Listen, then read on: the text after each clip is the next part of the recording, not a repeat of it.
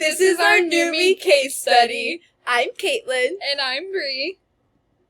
For the agenda today, we have what does this case entail, relevant facts about the NUMMI case study, key problems within the case, the explanation of the SWOT analysis, and what is the mission statement for NUMMI. Next, we will also be evaluating important pieces within the case, discussing the main problem, going over solutions in this case study, what is the final recommendation for General Motors and Toyota to implement into their work structure, and what further action needs to be taken into account. For the background on NUMMI, in the new United Motors Manufacturing Inc. case study, the scandal goes in-depth about the successes and struggles of Toyota and General Motors. These two companies experienced a series of events leading up to the creation of NUMMI. Relevant facts and important dates. These are not all of the important dates, but these are just some things that we wanted to touch on. In 1963, General Motors first opened and created an automobile assembly plant in Fremont, California. Then, by 1982, the plant was closed in Fremont. However, the year became better for General Motors. By 1983, Toyota and General Motors signed a letter of intent to reopen the plant, which is where the creation of NUMMI began. In 1986, John Cranfick, who was a former General Motors engineer, reported comparative data for the company. From his findings, NUMMI was almost 60% more effective than comparable General Motors plant located in Farmingham. Now, almost 10 years later, in 1995, NUMMI developed and adapted a new company. Over 95% of the employees participated in the suggestion system, savings to NUMMI, which was around $277 million. Then, in 2008, the recession destroyed the car market. According to the podcast we listened to in this class, this was the largest industrial bankruptcy in the United States. Key problems to this case. There was 5 different ones, and the first one we'll be discussing is disorganization. General Motors struggled with organization within the Fremont plant. Employees were partaking in inappropriate behavior while on the job. This plant was known for sex, drugs, and defective vehicles. Rather than making top-quality cars, workers were engaging themselves in poor activities that were off-task. At the Fremont plant, alcohol was consumed by workers, especially whiskey. General Motors was very unorganized, and their employees were not focused on inventing high-quality cars, which is an issue. Based on Chapter 1 of our textbook, the concept of the 4 functions of management relates to this problem that General Motors struggled with. The 4 functions of management are planning, organizing, leading, and controlling, which each function requires individuals of the company to contribute to their specific role to run successfully. Key problems with difficulties in the transferring process. NUMMI was very successful in prioritizing specific operation tasks and how the plant ran. Due to the venture with Toyota creating NUMMI, General Motors employees were not used to the fast-paced work environment, then realizing that slacking was not an option in this facility. This resulted in nearly 50,000 employees being laid off due to poor work ethic and problems with finances. The transition to NUMMI impacted General Motors in terms of the company having to comply with government regulations, pay taxes, and Social Security. Based on Chapter 11 from our textbook, the concept of the total rewards model can be used by employees that they could have made a better transition to NUMMI, and this would make it run smoother. This model represents organizational culture, business strategy, and human resource strategy. Another key problem that we're going to talk about is prioritizing goals incorrectly. GM prioritized short-term financial gains over strategic growth. They saw NUMMI as a temporary fix, while Toyota used it to enhance lean manufacturing. This resulted in long-term financial struggles and dependence on government bailouts.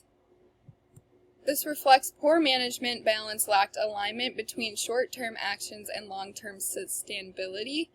A key movement in highlighting this short-sighted approach came in 2009 when GM was struggling financially and facing bankruptcy. They decided to exit the NUMMI partnership. GM pulls out of NUMMI KGO coverage. This decision was driven by the company pressing a need to cut costs rather than assessment of how Toyota's lean manufacturing practices could help GM rebuild for the future. Another key problem is the lack of leadership commitment. GM's leadership failed to fully embrace the NUMMI model in the Toyota production system, also known as TPS. Managers showed weak commitment to change, allowing old habits and poor practices to persist. There was inappropriate and underqualified employees that were rehired, reflecting poor leadership accountability. GM leadership focused on top-down task-oriented control, neglecting people-oriented approaches that fueled NUMMI's success.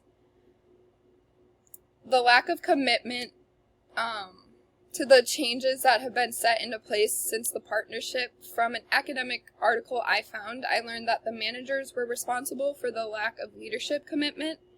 Employees gave excuses of why they could not work and then got laid off, along with the troublemakers who partook in inappropriate activities at the Fremont plant, but still got rehired. At NUMMI, this was in 2009 as well. And then one of the last key problem was financial problems. GM withdrew from the NUMMI joint venture in 2009 during bankruptcy. This decision led to NUMMI's shutdown in 2010, resulting in 4,500 job losses.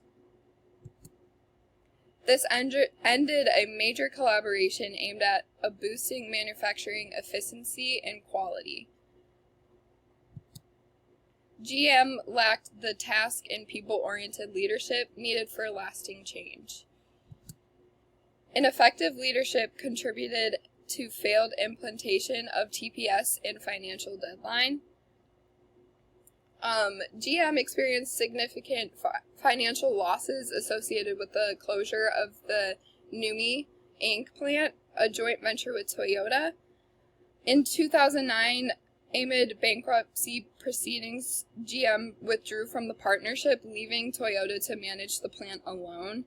This decision led to the shutdown of NUMMI in 2010, resulting of the loss of thousands of jobs, and GM faced opportunity challenges during this period. We will be going over the SWOT analysis. So first up is 3 different strengths and opportunities. The first is that the automobile manufacturer is very diverse, employing over 165,000 people around the world across many different plants. In the article I found from General Motors' website, I found it a great accomplishment that the company has developed a diverse environment with employees speaking 75 different languages.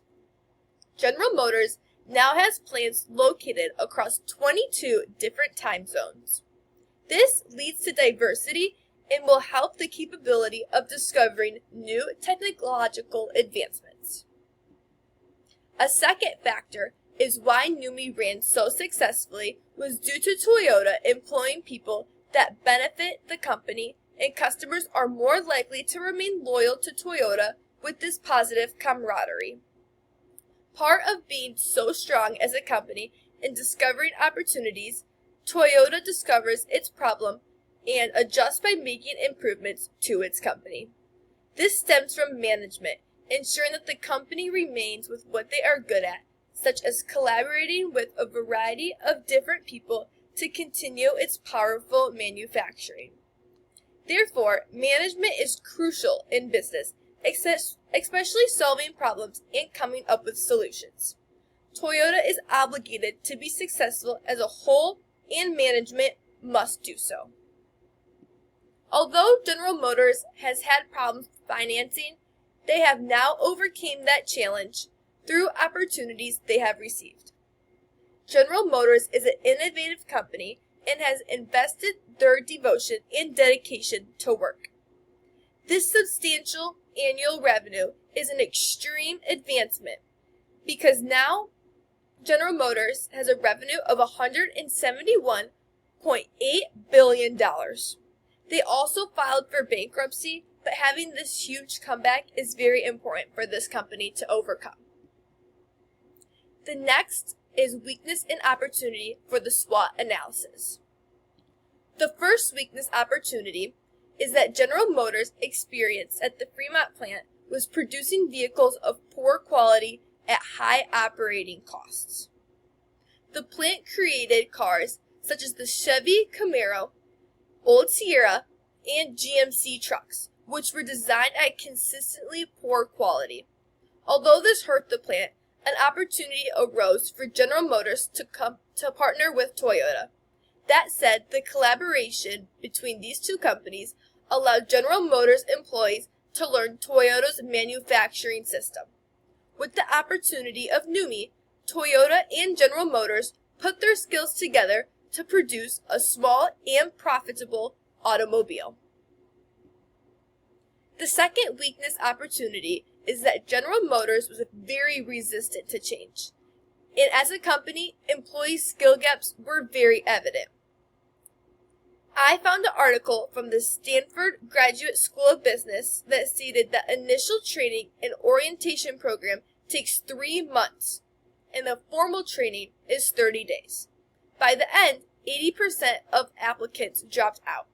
Therefore, General Motors employees were unsusceptible to function in this type of environment.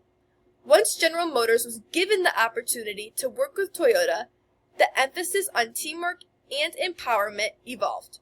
Although General Motors was apprehensive to change, this demonstrated weakness as a company, and employees had to take on different roles. But then partnering with Toyota was a positive opportunity. The final weakness opportunity is that before the creation of NUMMI, Toyota had a very rigid hierarchy organizational structure. Hierarchies ensure that each person is aware of their role and what goals they must accomplish. Toyota had a hierarchy system which slowed down decision-making and innovation for this company because there were specific jobs for each employee. With the joint venture, General Motors helped Toyota overcome the strict hierarchy structure and included some processes of how the company operated.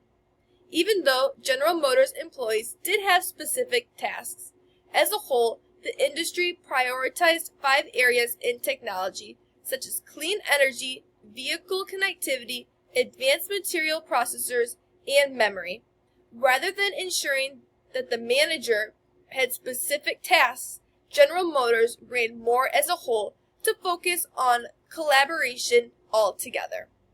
Then Toyota took the opportunity to work with General Motors to gain new technological advancements to close the gap in their employee skill levels.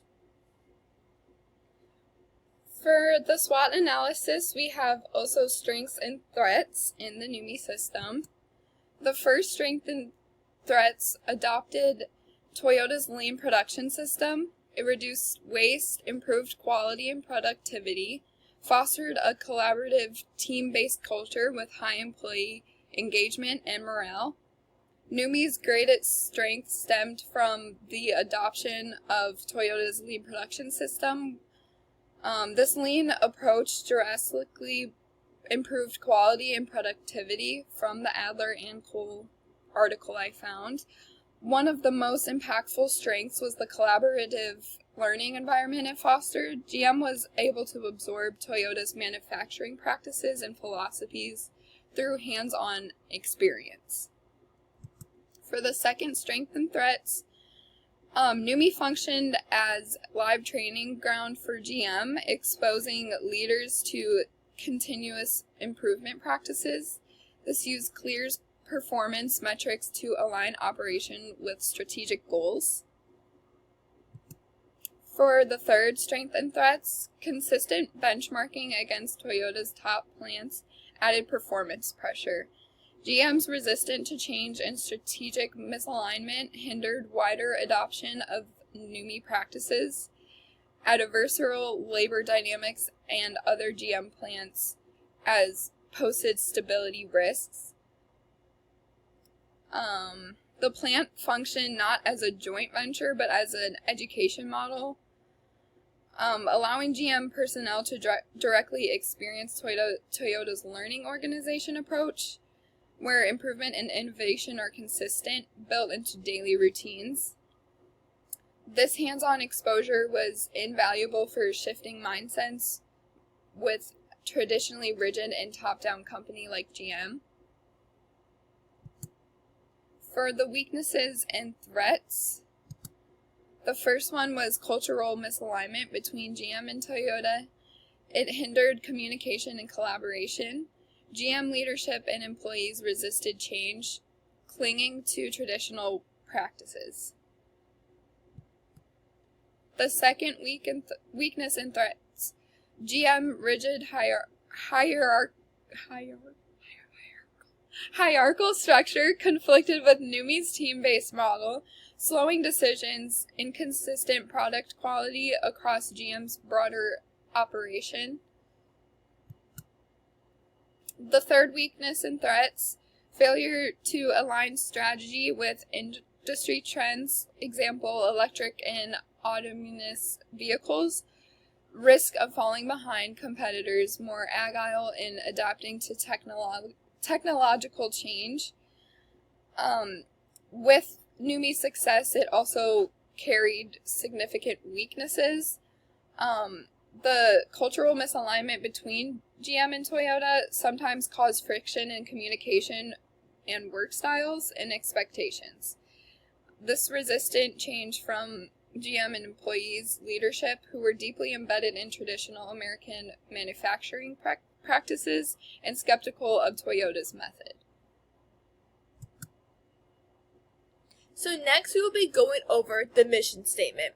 And before we get to our revised mission statement, the current mission statement for General Motors is that to earn customers for life by building brands that inspire passion and loyalty through not only breakthrough technologies, but also serving and improving the communities in which we live and work around the world. So this mission statement was missing all 9 components, so we went ahead and revised the mission statement for General Motors. And this is what we came up with. At General Motors, our mission to deliver world-class automotive products and services that enhance the quality of life for our customers around the globe. We are dedicated to building a sustainable future through the innovation of electric, autonomous, and connected vehicles, making transportation more accessible and efficient.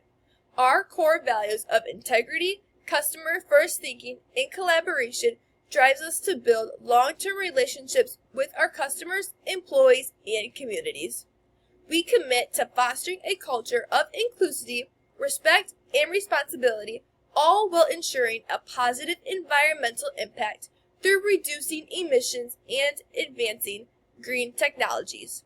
By continuously evolving and embracing cutting-edge technologies, General Motors strives to remain at the forefront of the automotive industry and contribute to a better, more connected world.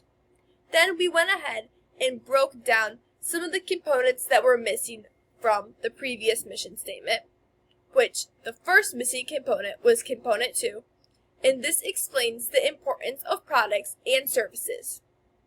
In this statement, General Motors address what they are creating, such as automotive products.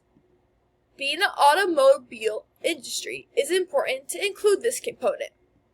This is a part of the business component of General Motors. Therefore, we included component 2 back into our revised mission statement because the very first one for General Motors does not have component 2, and this is very crucial to having a great mission statement. The next missing component is component 3. This identifies the market of General Motors. The mission statement addresses that General Motors operates around the globe. Component 3 addresses the market along with its customers. Having operations around the world will expand the number of customers, making it more accessible. It's important to include Component 3 into a mission statement so all the customers around the world know that they are being addressed. The next missing component is Component 7. The previous mission statement did not include General Motors' self-concept. The revised mission statement identifies the company's strengths along with its advantages. The mission statement mentions the importance of innovation. This also addresses leaders and everyone as a whole. Component 7 is important because it addresses employees, the leaders such as management and owners of the company, so everyone knows that they have a role in order for the company to be successful. In Component 9, this addresses the concern of employees of General Motors. The firm mentions its attitude towards General Motors employees. The relationships between customers and employees are also mentioned, which is important to acknowledge in a mission statement. Having a strong connection with people in the community is crucial to building a successful company, and it is important to recognize this in a great mission statement. Now we are heading into the evaluation section. The first part is lean manufacturing and process improvement. NUMMI introduced Toyota's lean system, which is waste reduction, standardization, and continuous improvement. It boosted efficiency and quality using tools like just-in-time inventory, visual controls, and real-time problem solving. It fostered a culture of shared ownership and high worker engagement, unlike GM's prior disengaged environment. It also highlighted GM's broader weakness, rigid hierarchy, lack of trust, and poor adaptability. One of the most impactful aspects of the NUMMI case was the introduction of Toyota's lean manufacturing system. These practices led to dramatic gains in efficiency and quality, particularly when it compared to the plants passed under GM's control. The lean philosophy at NUMMI fostered a sense of shared ownership and commitment to quality, in stark contrast to the disregard culture that had characterized the plants under GM. However, what made the lean manufacturing successful at NUMMI also highlighted GM's broader organizational weakness. Many GM plants lacked the cultural readiness or structure flexibility to embrace continuous improvement. GM's traditional hierarchical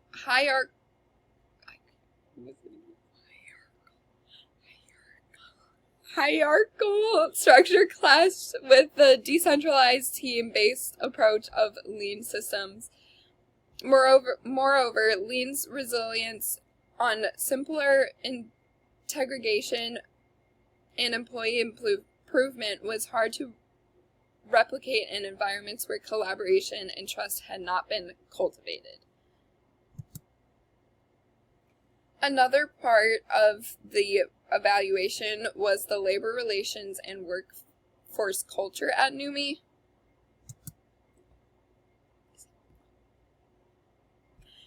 They transformed toxic labor culture at Fremont into one of the mutual respect and accountability. It empowered workers through team structures and the authority to stop production for quality issues. It boosted morale, attendance, and productivity, showcasing the power of worker engagement. But GM failed to replicate this culture elsewhere due to persistent and adverse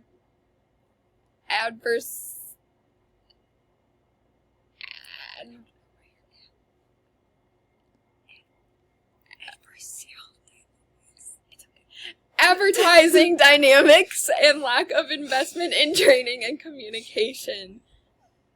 A standout achievement at NUMMI transformation was the positive shift in labor relations. Before the joint venture, the Fremont plant suffered from chronic absenteeism, low morale, and advertising union management dynamics. Under the Toyota and GM partnership, a shared commitment to mutual respect, accountability, and open communication took root. Workers were placed into teams and empowered to halt production if quality concerns arose. An unpersisted level of trust and responsibility. This cultural shift has resulted in significant improvements in employee engagement, attendance, and productivity. NUMMI became a model for how empowering labor could directly enhance operational performance.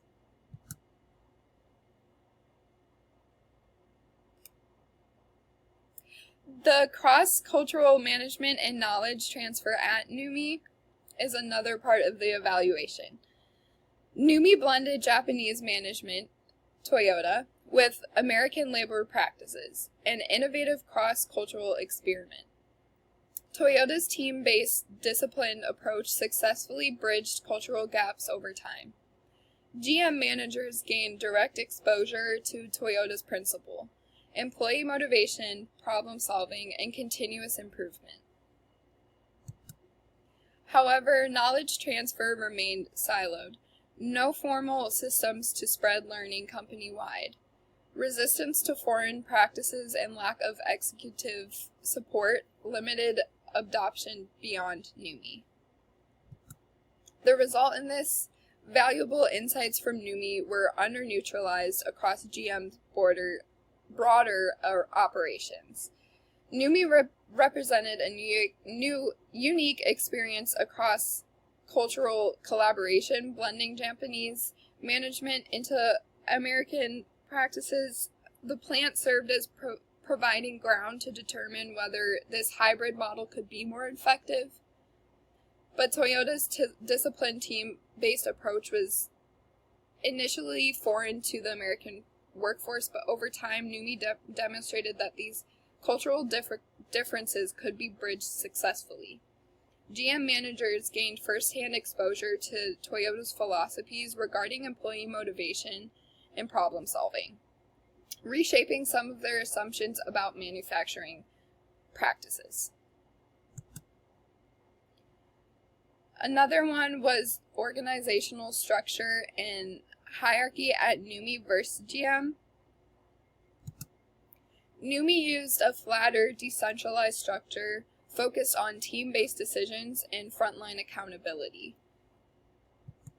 Supervisors acted as coaches, promoting ownership and responsiveness among employees. This enabled agile operations and alignment with strategic goals. GM, by contrast, maintained a rigid hierarchical structure that stifled innovation and slowed decision-making. Lower-level employees had little empowerment, and middle management created bottlenecks. Despite NUMMI's success, GM resisted structural and transportation, limiting broader impact.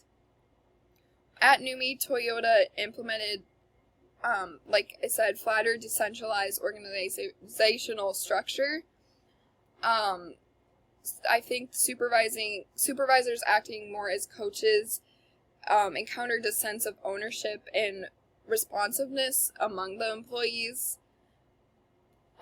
This allowed NUMMI to align its daily operations closely with strategic goals while maintaining agility in addressing the production challenges. GM's core organizational structure remained rigidly hierarchical, which stifled innovation and discouraged innovative. Layers of middle management slowed decision-making, and lower employees lacked the empowerment found at NUMMI. Although NUMMI offered compelling vision of what more agile and responsive GM might look like, the company as a whole remained resistant to this structural transformation. The next section is the strategic performance measurement and alignment at NUMMI vs. GM. NUMMI aligned performance metrics with strategic goals using real-time feedback, visual controls, and team-based evaluations. They emphasize quality, efficiency, employee involvement over raw output. They reinforce continuous improvement and strategic behavior at all levels. General Motors, in contrast, use siloed short-term metrics focused on production quotas. Misaligned goals led to quality compromises and discouraged collaboration. NUMMI proved alignment drives effectiveness, but GM failed to replicate this coherence across its operations. NUMMI demonstrated the value of aligning performance metrics with strategic goals, but Toyota's approach emphasized real-time feedback and employee involvement. Managers and employees alike were evaluated based on their ability to contribute to the team's success and continuous improvement rather than just output volume. This approach highlighted as an essential using performance measurement system that guided strategy implementation and reinforced desired behaviors. Despite these advantages, GM struggled with performance alignment in its broader operations. Metrics at many of its plants were often siloed, focused on short-term targets or narrowly defined outputs, which discouraged long-term thinking and cross-functional operation. So the main problem of this case study is that General Motors' experience with the joint venture with Toyota was a struggle to maintain an organized company. Like we've said, General Motors hired unqualified employees, but they still remained working at the plant once they reopened in joint with NUMMI. The point of creating NUMMI was to initially intend to combine the strengths of both companies to create high-quality vehicles with efficiency. However, General Motors' experience during this partnership was a struggle to maintain an organized and efficient company structure.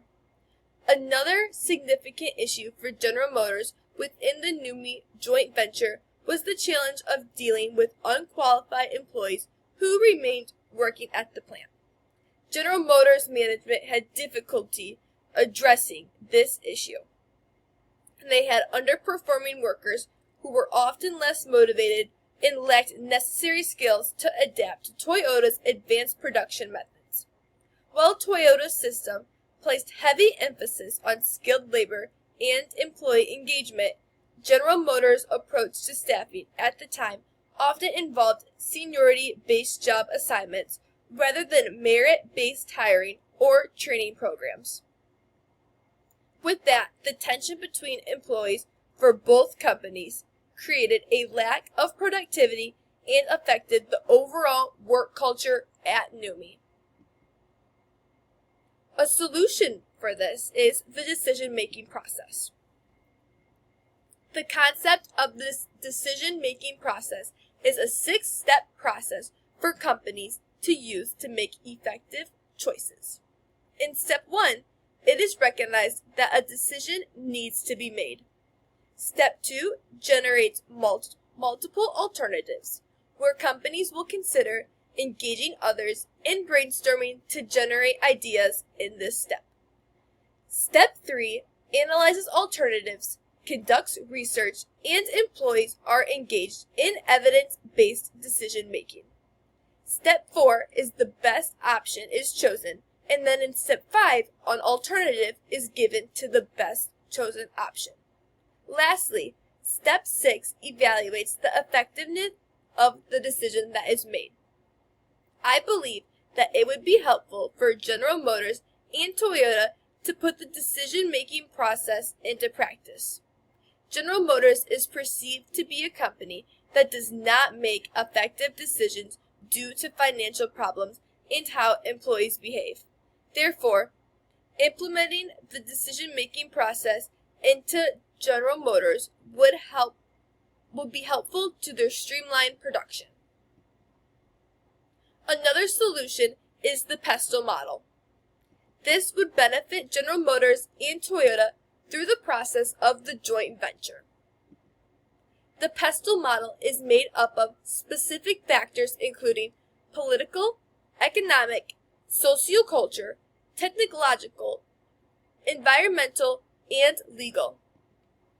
Political and economic factors include tax rates, tariffs, employment levels, and exchange rates. Sociological and technological factors are demographic trends, consumer preferences, and connectivity. Environmental and legal factors include resources such as scarcity, contract laws, and property rights. Following the factors listed above that would help General Motors and Toyota be successful in the creation of NUMMI. General Motors struggled with hiring employees who were not qualified and did not follow business regulations. These individuals would not produce the number of vehicles that they were supposed to and worked with little to no effort. However, General Motors would not fire these people. At one point before NUMMI was invented, General Motors shut down. When the plant reopened, the same employees were hired.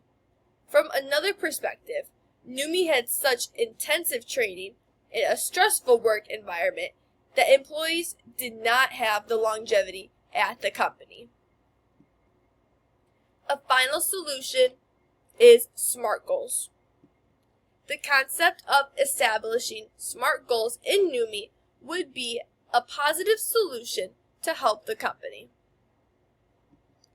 This acronym to develop goals are specific, measurable, achievable, relevant, and time-bound. When using SMART goals, it is crucial to make sure that the goal is realistic and relevant toward the overall purpose, feeling a sense of urgency, so individuals will seek what they want in accomplishing the goal. Implementing SMART goals into a business can make reaching a goal more possible by breaking it down into specific categories. General Motors and Toyota should use SMART goals to help their companies run better together. In our textbook, it highlights that the performance measurement system should reinforce strategic priorities and encourage desired behaviors. By integrating SMART goals within each division of General Motors and Toyota, they will be able to better track progress and quickly identify areas for improvement. The divisional organizational structure. Out of the options listed, the divisional organizational structure stands out as the most practical and transformative solution for both General Motors and Toyota within the context of NUMMI. The divisional structure promotes decentralization, accountability, and local responsiveness, a key to NUMMI's success. It allows semi-autonomous units to focus on specific products, regions, or functions, making it easier to scale innovation. NUMMI's flat, flexible structure, Toyota-led, enabled faster communication and continuous improvement. General Motors' rigid hierarchy hindered decision-making and diluted responsibility. Adopting a divisional model would support innovation and strategic alignment across GM. Going back to the flat and flexible structure, it allowed a faster communication, clear ownership of tasks, and cultural continuous improvement. In contrast, GM's rigid hierarchy slowed decision-making and diluted responsibility, leading to ineffectiveness and missed learning opportunities. In the OpenStax 2019 article, it also notes that the companies benefit from structures that align operation with strategic goals. A divisional structure would create the flexibility necessary to GM to adopt innovative practices like those seen at NUMMI. For the foster leader-follower relationships at the divisional level, localized leadership is vital for a successful divisional structure. NUMMI showed how servant leadership and collaboration boost morale and accountability. Transformational leaders engage teams, build trust, and align efforts with strategic goals. Leaders should act as mentors, listening, supporting, and involving teams in decisions. Relational leadership fosters ownership, innovation, and trust, key to reciprocating NUMMI success. Applying this philosophy company-wide requires selecting and training leaders who can inspire rather than control. As discussed in class, transformational leadership is especially important in change management. Leaders should engage workers in the vision and provide resources to help them succeed. In the textbook OpenStax 2019, it emphasizes the importance of empowering employees and aligning leadership with strategy.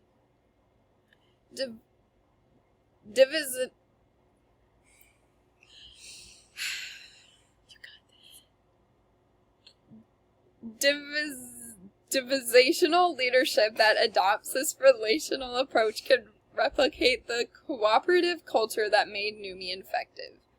In my own experience, having a manager who genuinely listened and involved us in process decisions created a sense of trust and teamwork that greatly improved our performance.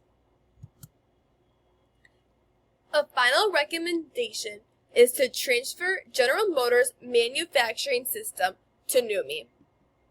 By using the decision-making process, General Motors can learn how to adapt to NUMMI's manufacturing system.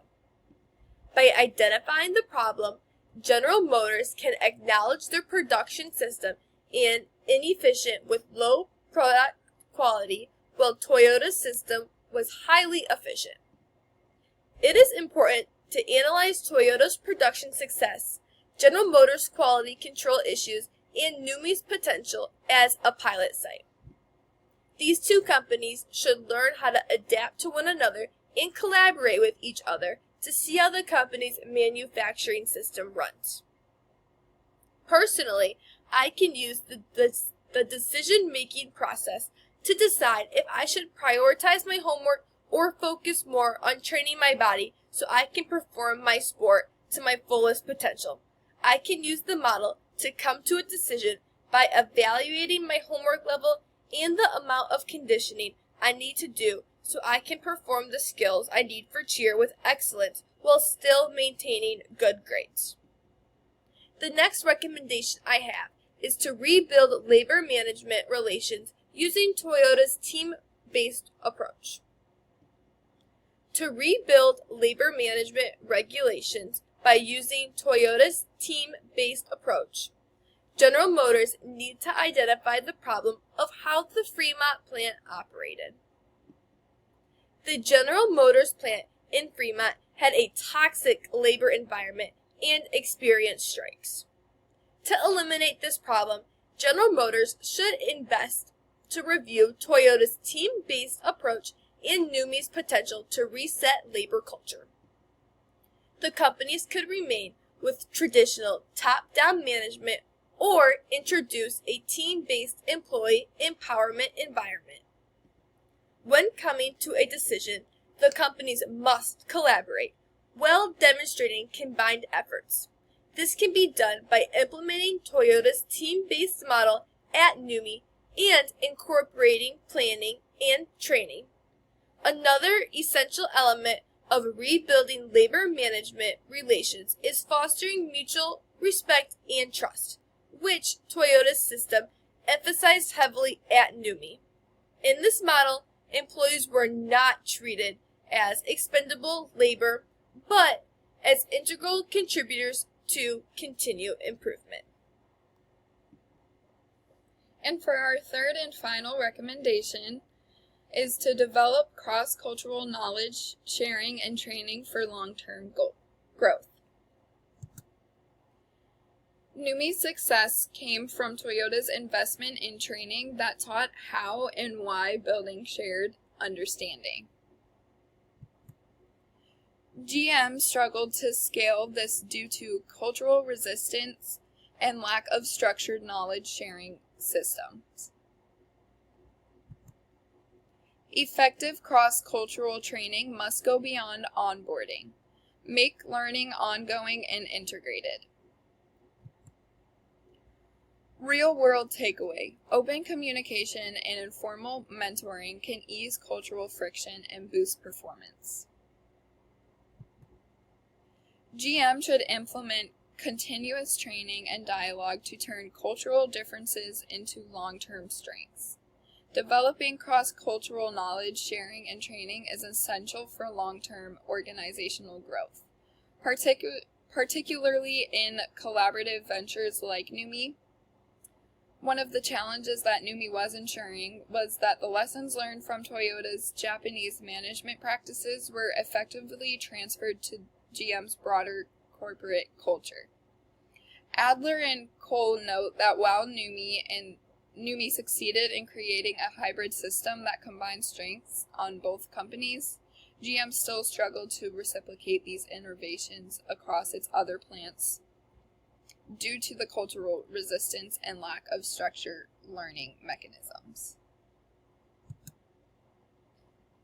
In our case study, we talked about 3 specific further actions, but in our PowerPoint, we wanted to go over standardized communication and really touch on this idea.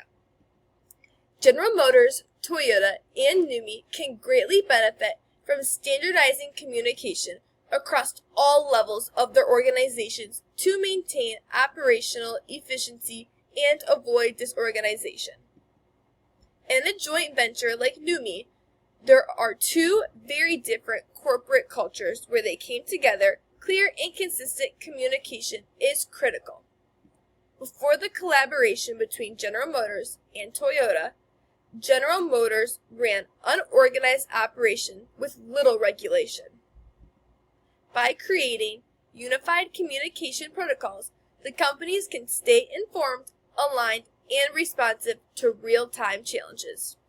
Standardized communication promotes transparency and accountability between leadership, management, and frontline workers.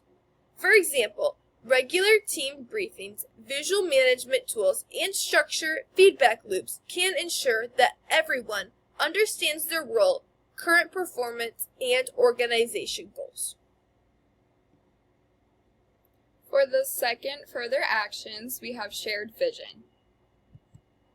At NUMMI, a shared vision of respect, responsibility, and teamwork was embedded through leadership actions and daily practices.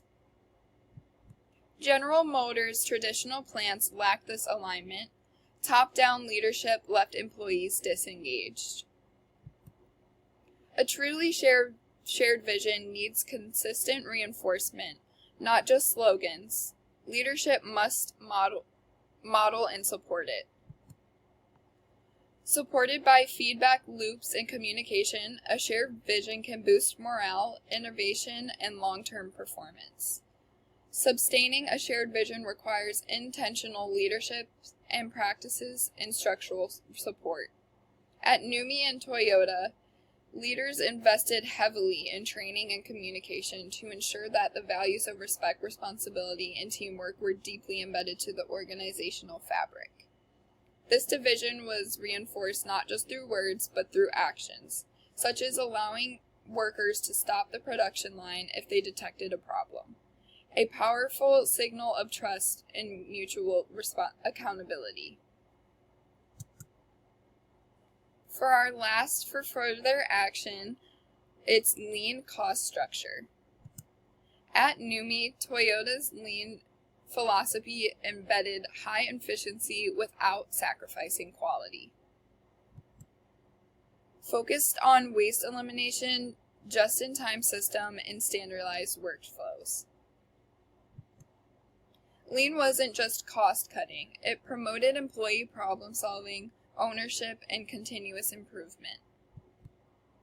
Visual tools and team-based problem-solving supported both operations and culture.